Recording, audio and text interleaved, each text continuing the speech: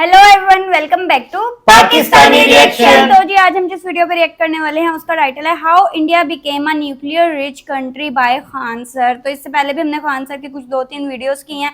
बहुत अच्छी बहुत जबरदस्त वीडियोस होती हैं, थोड़ा थोड़ा पाकिस्तान की मीठी मीठी कर देते हैं, लेकिन सीखने को बहुत कुछ मिलता है। बट इस वीडियो की हमें रिकमेंडेशन हाँ, भी आ यही रही मैं थी। कहने लगी थी कि इस वीडियो के बहुत सारे कमेंट्स भी आ रहे थे, तो देख लेते हैं इस वीडियो को भी करते हैं स्टार्ट। डिस्कशन होने वाली है हमेशा की तरह, अमेजिंग एंड तक जुड़े रहिएगा, चैनल को सब्सक्राइब करिए। 1974 में इंदिरा गांधी ने डिसाइड किया कि हमें क्या बनाना है, परमाणु बम बनाना है। कब डिसाइड किया इन्होंने? 1974 में।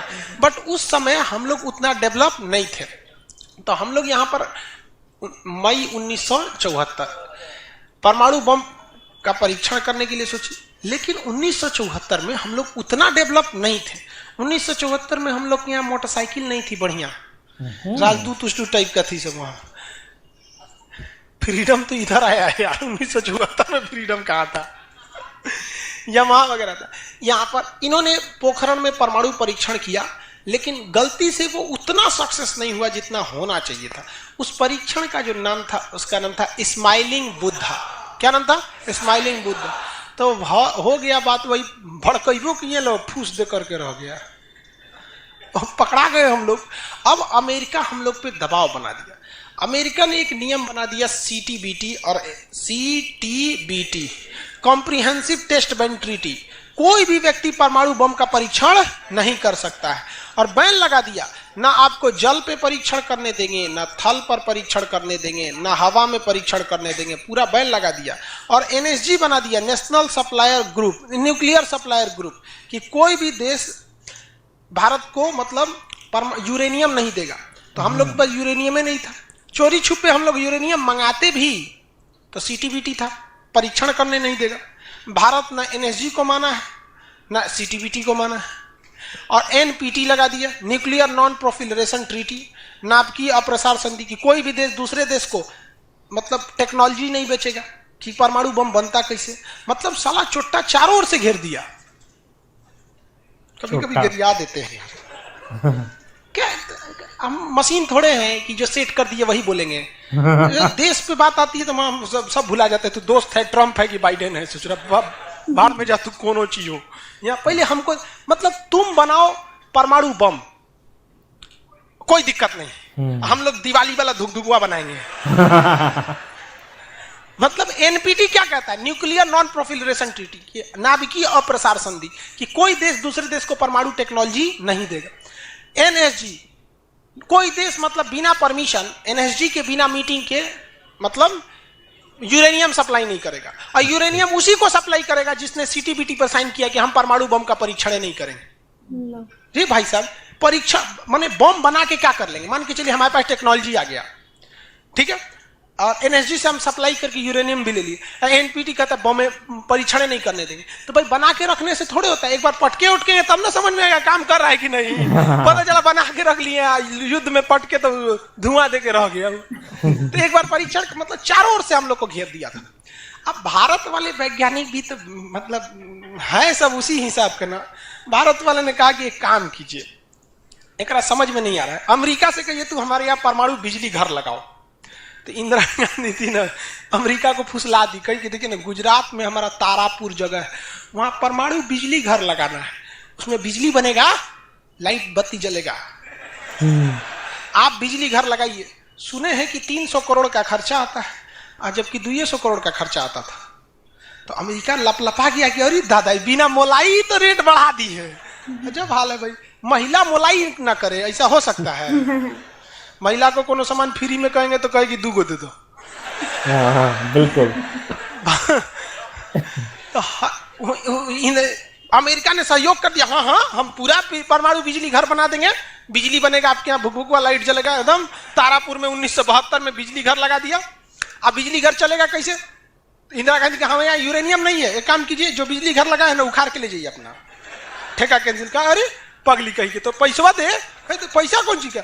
तू कौन सी तू बनी ले एनएसजी कि हम यूरेनियम नहीं देंगे? का चाह तुमको दे देंगे, कोई दिक्कत नहीं। यूरेनियम भी आ गया।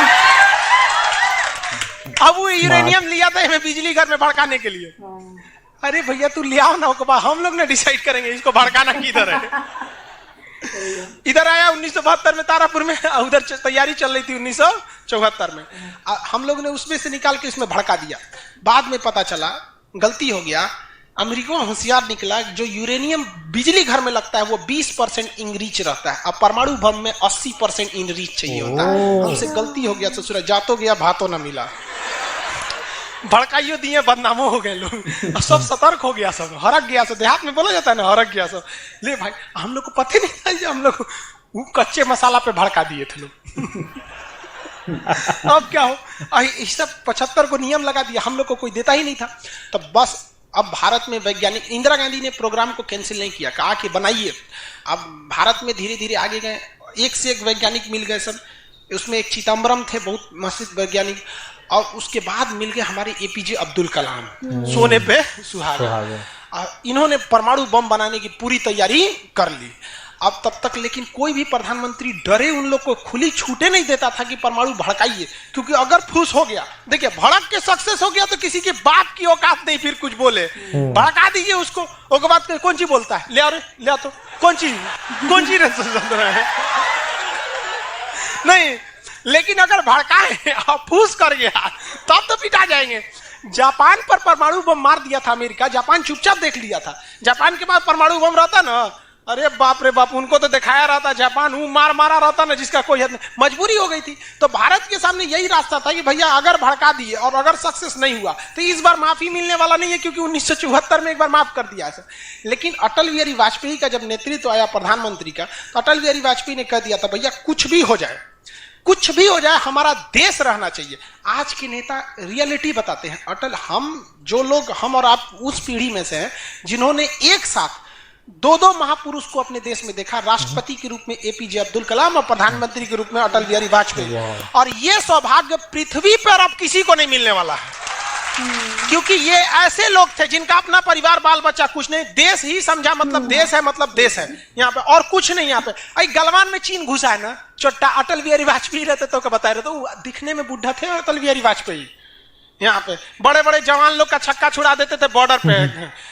उन्होंने खुला छूट दिया एपीजे अब्दुल कलाम को, कहा कि आपको हमारे परमिशन की जरूरत ही नहीं है, आपको जो करना है करिए, हमको नहीं, हमको बस परमाणु बम चाहिए, हमारी सरकार रहे चाहे सरकार गिर जाए। और रियलिटी में है, भारत में अटल बिहारी वाजपेयी अगर परमाणु परीक्षण न करते तो भारत पर अमेरिका सैंक्शन नहीं लगाया रहता और अटल बिहारी वाजपेयी की सरकार नहीं गिर जाती। लेकिन अगर वो अपनी सरकार को सोचते तो कोई भी शिक्षक मंच पर खड़ा होकर किसी प्रधानमंत्री का खुलेआम तारीफ नहीं कर सकता, वरना कितने प्रधानमंत्री आए, कितने गए, किसी के लिए शब्द नहीं निकलता है। तो इतिहास हमेशा याद रखिएगा, आपको न्यौछावर करना पड़ेगा। यहाँ पर ऐसे चमचागिरी करने से किसी का नाम लेता आदमी है, लेकिन विरोधी भी जिनका नाम लेते हैं ऐसे महापुरुष थे, अटल बिहारी वाजपेयी, एपीजे अब्दुल कलाम। कोई है जो गिर जाएगा? हाँ, उससे जो अपने बेचारा शर्मा जाएगा, किसको बोल रहे। उन्होंने खुला छूट दिया और कहा कि जो करना है करिए। एपीजे अब्दुल कलाम कहे ठीक है, लेकिन अमेरिका को पता चल गया कि एपीजे अब्दुल कलाम चल गया वहां, ये पक्का सफल कर देगा, तो उसने उसके ऊपर ना सैटेलाइट छोड़ दिया, अमेरिका से सैटेलाइट छोड़ा और भारत के ऊपर निगरानी करने के लिए। अब यही गलती कर दिया अमेरिका से सुना। एपीजे अब्दुल कलाम को फुसलाने के लिए नासा बुलाया, आइए ना, आइए नासा आइए, तो एपीजे अब्दुल कलाम चल गए और कहा कि देखिए देखिए कितना बड़ा बड़ा मशीन है नासा में, ऐसा ना इंडिया में है, टूटल फूटल स्टेपलाइजर रख ले रहता है, स्टेपलाइजर का नट उठ जाता है तो पिलास से दाब के करता है। कहा वहां वैज्ञानिक बने, यहाँ आइए हम आपको नासा का हेड बना देंगे। यहाँ पर कहा कि ठीक है, हम नासा का हेड हम क्या करेंगे, हमारा कौन है, ना बाल बच्चा ना कुछ, एक को चीज है मेरे लिए, मेरा दुनिया में कुछ नहीं है, केवल और केवल मेरी भारत माँ है, आप वो भी छीन लेंगे हमसे, ऐसा थोड़े हो सकता है। उन्होंने कहा नहीं, और यहीं से थोड़ा उससे गलती हो गया। वहीं पर उन्होंने देख लिया था कि अमेरिका ने भारत के ऊपर क्या लगा रखा है, सैटेलाइट मॉनिटरिंग के लिए, और वहां पे उसने अमेरिका की सबसे बड़ी गलती हो गई। यहां आने के बाद उन्होंने बता दिया, देख भैया हम जो काम कर रहे हैं ना, सारा अमेरिका क्या कर रहा है, सैटेलाइट से देख रहा है। तो सब वैज्ञानिक का असर ले, भड़काने से पहले तैयारी करना पड़ता है 1.5-2 महीना की, अब क्या किया जाए। तो कहे कि देखो भाई, इस अमेरिका की जो सैटेलाइट जाता है ना, दोबारा घूम के आने में ना लगभग 1-1.5 घंटा का गैप हो जाता है, इसी बीच में जो करना है करो। कहा कि 1.5 घंटा में कौन सी करेंगे। तो अटल बिहारी वाजपेयी ने खुला छूट दिया था किसको, एपीजे अब्दुल कलाम। एपीजे अब्दुल कलाम ने कह दिया ना कि एक काम कीजिए, ऐलान कर दीजिए कि यहाँ मिलिट्री एक्सरसाइज होने जा रहा है, सेना यहाँ युद्ध अभ्यास करेगी, कैसे युद्ध लिया जाता है, एकदम ओरिजिनल युद्ध का मैदान। अब युद्ध में कहीं घर बन रहा है तो कोई पूछ रहा है काहे लिए बन रहा है, इसी पे बम मार के प्रैक्टिस करेंगे। घर नहीं बन रहा था, वो इसलिए बन रहा था कि परमाणु बम कितना खतरनाक होगा, लोगों को लगा कि फौज इस पे मार के देखेगी कितना तबाही मचा रहा है। भाई साहब बकलोल, वो तैयारी अब्दुल कलाम ने करवा रहे थे कि जब फोड़ेंगे तो देखेंगे कि घरवा उधिया रहा है कि नहीं। तो लोगों को लगा हम मिलिट्री एक्सरसाइज कर रही है, सब चीज काम हो गया। लेकिन अमेरिका को कहीं ना कहीं भनक लग गया, क्योंकि हर घर में सतयुग से कलयुग तक साले विभीषण हर जगह मिलते हैं। ऐसा है। भारत में कोनो जाके कह दिया वहां पर तो भनक लग गया। अमेरिका ने उस सैटेलाइट की टाइमिंग घटा दी। अब जो घंटों का गैप रहता था वो चंद मिनटों का गैप रह गया, 20-20 मिनट का गैप रहता था। लेकिन इन लोगों ने अपना काम निपटा के रख दिया था। लेकिन समस्या ये थी ना कि सब चीज तो बन के रेडी हो गया, हर चीज रेडी हो गया, लेकिन अगर परमाणु बम फोड़े और फूस दे करके रह गया, समस्या यही थी। भड़क गया तो टेंशन ही नहीं था। तब क्या किया गया, सैटेलाइट हुआ तो रहेगा। तो अटल बिहारी वाजपेयी का पूरा छूट था, एपीजे अब्दुल कलाम को इनको टेंशन ही नहीं था। उन्होंने कह दिया अटल बिहारी वाजपेयी से कि काम करते हैं हम अब आ गया, हम मई में इसका बम फोड़ देंगे कोनो दिन में, 9 तारीख चाहे 11 तारीख कोनो दिन हम फोड़ देंगे। तो कहें कि भाई आपको जो करना है करिए ना, हमको मत बताइए, हमको बस परमाणु बम चाहिए, बाकी अमेरिका कौन चीज करेगा हम देख लेंगे यहाँ पे। तो अटल बिहारी वाजपेयी से खुला छूट मिल गया। अब इन्होंने 9 मई 1998 डेट क्या कर दिया, डिसाइड कर दिया। 2 दिन किया था, एक 9 मई को भी, फिर 11 मई को। पहले 11 मई 1998 शक्ति 98 कोड नाम था। जैसे अमेरिका का सैटेलाइट गुजरा, पूरी तरह से कैलकुलेशन हो गया था कि कैसे कैसे होने वाला। अमेरिका का सैटेलाइट जैसे गुजरा तुरंत यहां पे भारत का परमाणु बम को ब्लास्ट किया गया। और जैसे ब्लास्ट हुआ तो जो मिलिट्री एक्सरसाइज कर रही थी उसको तो भेज दिया गया था 2 दिन पहले ही। जो बिल्डिंग बनाई थी वो खाली पड़ल था, धाए दे गायब हो गया बिल्डिंग, पूरा धुआं धुआं हो गया, पूरा भयानक। अब परमाणु बम क्या हो गया, लगभग सफल हो गया। वैज्ञानिकों को लग गया था सफल हो गया, लेकिन भाई अब ये फोड़े, अभी कैसे पता चल जाएगा सफल हो जाएगा। आप अंदाजे ना बता सकते कि भाई इतना तबाही एक अच्छा ही बम ला सकता है। लेकिन तब तक सैटेलाइट उसका घूम के आ रहा था और पकड़ लेता तब क्या होता, मान के चलिए पकड़ लेता, अब पता चला कि सफल नहीं हुआ, खाली धुआं कर दिया, गड़बड़ हो गया। तुरंत अटल बिहारी वाजपेयी को फोन किए एपीजे अब्दुल कलाम कि तुरंत आप मौसम विभाग को कहिए कि राजस्थान में भयानक तूफान आया है, कोई नहीं जाएगा। अटल बिहारी वाजपेयी ने तुरंत घोषणा करा दी, राजस्थान के लोग अपने घर में रहे, बहुत भयानक तूफान आया है। अब उसका सैटेलाइट आ रहा है तो देख रहा है धुआं हुआ है, तुरंत मैसेज भेजा नासा में, धुआं हो गया यहाँ पे। काहे मतलब धुआं हुआ, तूफान आया है वहां पे। तूफान आया है, सोचा वहां से चला गया। तब परीक्षण देखा गया, एकदम सक्सेस। अब टेंशन ही नहीं है, एक और फोड़ दो। 2 को फोड़ दिया गया, पूरी तरह से सक्सेस हो गया। और ससुरा अमेरिका को अभी तक पता है कि वहां तूफान आया है, अरे वहां दूसरा तूफान आया है। अब भारत में कुछ भी कहिए तो डर तो लगता है, नहीं अमेरिका बहुत खतरनाक देश। आज हम लोग भले शक्तिशाली हो, 1998 में हम लोग को पाकिस्तान आगे दिखा देता था। 99 की करगिल वार याद कीजिए। आज हम लोग बहुत आगे निकल गए, लेकिन उस समय बहुत पीछे थे हम लोग। अब डर तो था ही। अब भारत के प्रधानमंत्री सब राष्ट्रपति सुपुकाइल थे, अमेरिका क्या करेगा ओके पते नहीं। 9 तारीख बीत गया, 10 तारीख बीत गया, पता ही नहीं चला अमेरिका को। अटल बिहारी वाजपेयी अब्दुल कलाम से पूछे कि महाराज तो सोचा कुछ सुगबुगा ये नहीं रहा, तो ओकरा पते ना चलल है। एक काम करते हैं, आप धड़ल्ले से फोड़ देते हैं, क्या फायदा है हम। तो फिर 11 मई को 3 और फोड़ दिए, 2 गायब करके। जैसे परमाणु बम निकला धाम से फोड़े, पता ही नहीं चला दूसरा। लेकिन भाई धड़ाधड़ 5 को फोड़ दीजिएगा तो पता चल जाएगा कि नहीं पता चल। ये डाउट हो गया पाकिस्तान को, जनते का है। हम लोग फोड़ रहे थे यहाँ पे, अब भूकंप आ रहा था यहाँ। फोन किया अमेरिका को कि बकलवा आंधी उंधी ना उठ लो, फोड़ दिया वो परमाणु बम। अमेरिका ससुरा माथा फोड़ रहा है अपना, कह रहा है कि अब क्या करें हम यहाँ पे। नासा वालन को गरियाया गिरे चोट्टा कहीं का, तू लोग को सैटेलाइट लगाओ, आई लगाओ वहां पे। कौन चीज देख रहा था लोग वहां पे, कि हम तो बोलबे किए थे कि उधर दुका उठाया था, अपने ना बोल रहे थे कि आंधी उठल है वहां पे। अमेरिका आग बबूला हो गया और तुरंत अमेरिका का प्रतिक्रिया आया कि भारत को इसका बहुत भारी कीमत चुकानी पड़ेगी। तो भाई जिसकी कीमत भारी ना हो उसे चुकाने में मजा क्या। और अमेरिका ने खुलेआम भारत को ललकार दिया कि भारत, अमेरिका कभी भी इस बात को स्वीकार नहीं करेगा कि भारत एक परमाणु संपन्न देश है। भारत को कभी भी अमेरिका इस बात की मान्यता नहीं देगा। अटल बिहारी वाजपेयी ने भी कॉन्फ्रेंस तुरंत मीडिया के सामने आए और कहे कि जो चीज हमारे पास है उसके लिए हमें किसी के प्रमाण की कोई आवश्यकता नहीं है, और जिस देश को यह लगता है कि हमारे पास परमाणु बम नहीं है या जिन देश को हम पर शक है वो आ जाना युद्ध के मैदान में, बताएंगे है कि नहीं है। अब पूरी तरह तबाह हो गया। अब अमेरिका माथा पीटते रह गया। अमेरिका ने आदेश दिया अपनी सेना को कि तैयार रहो। अटल बिहारी वाजपेयी ने आदेश दिया अब्दुल कलाम को कि जो बम बनाए हैं ना, 2-4 को फोटोकॉपी उसका रेडी रखिए।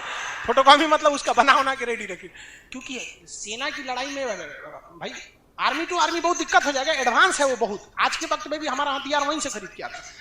भारत ने भी डिसाइड कर लिया कि जो होगा आपकी परमाणु बम से होगा। अमेरिका भी डर गया कि ना भाई इससे लड़ना ठीक नहीं है।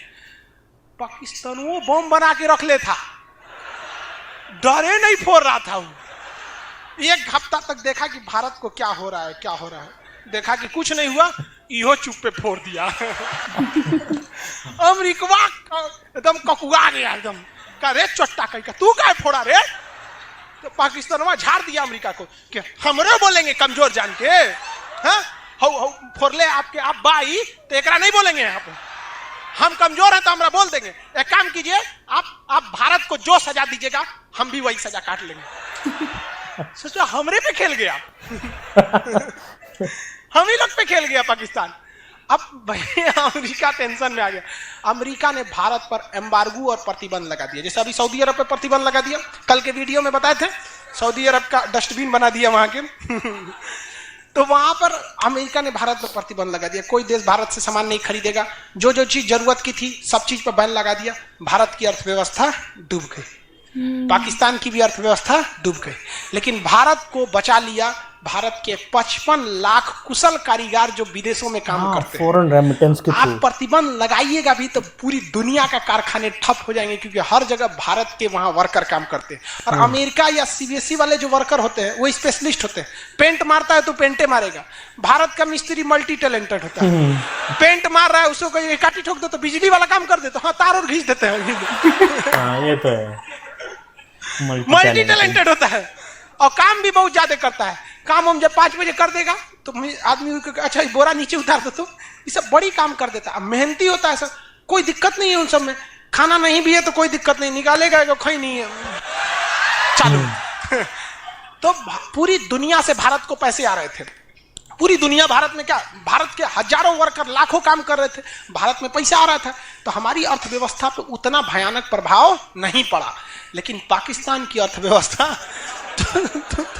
तबाह हो गई। इसकी यहाँ के कोई वर्कर को ले भी नहीं जाता है। अरे चोटा कब मार करेगा कोई ठीक है नहीं है यहाँ पर। ये सब इतने बड़े बैल होते हैं सब पाकिस्तान वाला। अगर पाकिस्तान के एक मोहल्ला से 5 आदमी विदेश गया है ना, वहां अच्छा से हंसी खेसी ड्यूटी कर रहा है, अगर उसके परिवार में यहाँ झगड़ा होगा ना तो दोनों वहां झगड़ा कर लेगा सर। तो अब्बा काहे मर लो हमरी खाला को वहां मार कर ले। उसकी अर्थव्यवस्था पूरी तरह से बर्बाद हो गई। अब पाकिस्तान के साथ अजीब सी दिक्कत था। अमेरिका अर्थव्यवस्था बर्बाद कर दी, लेकिन पाकिस्तान भाई साहब हरामियों में नोबेल पुरस्कार मिलता तो हर साल यही लाता। इसने कहा कि एक काम करते हैं, अमेरिका ने हमको ऐसा बर्बाद किया है कि परमाणु बम होने के बावजूद हम तड़प के रह जा रहे हैं, हम भी अमेरिका को तड़पाएंगे। यह कहता है ना कि हम किसी से खरीद नहीं सकते हैं, व्यापार नहीं कर सकते, एक काम करते हैं हम परमाणु बमें बेचते हैं। सचरा उत्तरी कोरिया को बेच दिया। किंग जोंग पगला को देखे, उसका टेक्नोलॉजी पाकिस्तान दिया है। सद्दाम हुसैन को, ईरान को, सबको बेचने लगा। कि सारा थ्योरी ले आके देखता था कि देखिए ऐसे ऐसे परमाणु बम बनता है, लीजिए 20 करोड़ दीजिए जाइए। अब अगला हिसाब 1 महीना तो काटेगा आदमी, अगला हिसाब देखे। अमेरिका कर रहा है पाकिस्तान में चोट्टा क्या कर रहा है, क्या कर रहा है, मरे हम भूखे मरे, आप प्रतिबंध हटा दीजिए नहीं तो हम इसको फेसबुक पे डाल देंगे।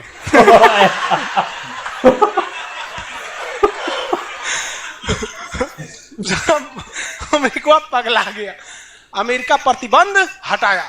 इस बार फायदा उठा लिया भारत, कह गिरे ओकरा हटाया तो हमरो प्रतिबंध हटाओ। समझ में आ गया कि नहीं? तो गलती से भी अगर हम लोग जब भी एक दूसरे का अंतर्राष्ट्रीय मंच पर साथ दिए हैं ना, तो दोनों को फायदा हुआ है।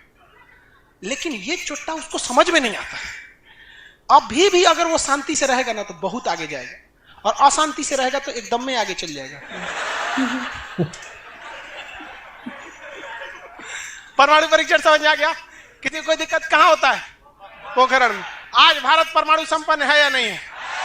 परमाणु की आवश्यकता है? नहीं।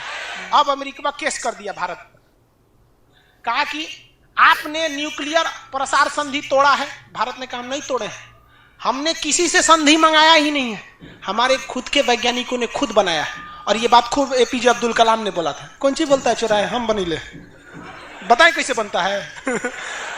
कहा कि अच्छा ठीक है ये नहीं है, लेकिन आपने यूरेनियम तो चोरी से मंगाया। कहा चुप, चट्टा कहीं का चोरी से मंगाया। हमारे केरल में यूरेनियम निकलता है, जादूगोड़ा की खान झारखंड से निकलता है, उसी से हम बनाए। हम किसी से भीख नहीं मांगे हैं, हम हिंदुस्तानी हैं लोग यहाँ पे, भीख में तो हमें कुछ भी नहीं चाहिए।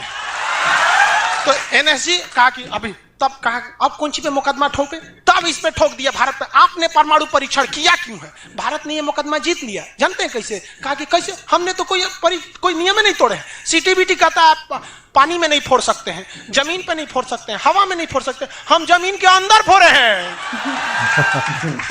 भारत ने कहा फोड़ा था? जमीन के अंदर। तो भारत को उस समय हर चीज साथ दिया था, बुद्धि, विवेक, बल, शक्ति सब रहना चाहिए, तब आप जीत सकते हैं। ऐसा नहीं कि परमाणु बम ले लेने से आपको जीत जाएंगे। कब कैसा सिचुएशन था, आंधी आया है, परमाणु बम फूट गया, तो हर चीज बहुत कांड हुआ यहाँ पे। बाद में अमेरिका को समझ में आ गया कि नहीं हो सकता है, अब भारत को ना ही नहीं सकते। वो गया जमाना जब हमारे ऊपर किसी का शासन हुआ करता था। आज भी भारत में बस जाति पात खत्म हो जाए, ऊंच नीच पे लड़ना खत्म हो जाए, और Congress BJP high party how party मतलब नेतागिरी खत्म हो जाए, तो सोचिए ना हमारे पास कमी किस चीज की। बिल्कुल सही कहा, है कि नहीं?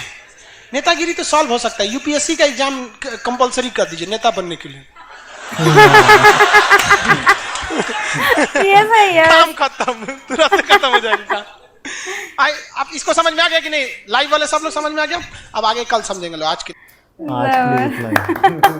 वाकई सही कहते हैं कि इनकी वीडियोस देख के वो जो पढ़ के समझ नहीं आती ना, वो इस तरह से सुन पढ़ के ये चीज कितनी बोरिंग लगती ना, तो उन्होंने कितना हंसी मजाक में उन्होंने एक स्टोरी क्रिएट की, स्टोरी के थ्रू उन्होंने समझाया। और देखो ये कभी नहीं भूल सकते हम कि जब इंडिया फोड़ा तो पाकिस्तान ने भी फोड़ दिया। उसके बाद कहते हैं कि चलो इंडियन को तो वो फॉरेन रेमिटेंस से उन्होंने बचा लिया। 55 लाख के करीब लोग बाहर काम करते थे, पाकिस्तान के तो उतने नहीं थे। उन्होंने परमाणु बम बेचना शुरू कर दिया, फेसबुक में डाल देंगे। उन्होंने कहा कि भाई देखो हम क्या कहते हैं, हम तो डूबे हैं सनम, तुम्हें भी ले डूबेंगे। तो उन्होंने कहा भाई हमें सर्वाइवल के लिए तो पैसे चाहिए ना, चाहिए। तो चल 20 करोड़ तू दे, 10 करोड़ तू दे, ये पकड़ वो पकड़। तो उन्होंने कहा नहीं, इस तरह तो मतलब एटम बम तो बहुत से कंट्री बनाने शुरू कर देंगे, इनको इधर ही रोको। बहुत अच्छे तरीके से बताया, पूरा जो प्रोसेस बताया, मतलब जिस तरह बिल्कुल इम्पॉसिबल एक चीज लग रही थी कि इतनी सारी रिस्ट्रिक्शन, वो जो सीटीबीटी, एनएसजी, वो सारा कुछ था, मतलब उनको अगर देखा जाए उन एक्ट्स को तो ऐसा लगता था कि ये कभी बन ही नहीं सकता। लेकिन और देखो ये 1970s से ये काम स्टार्ट किया उन्होंने, पहले 74 में किया।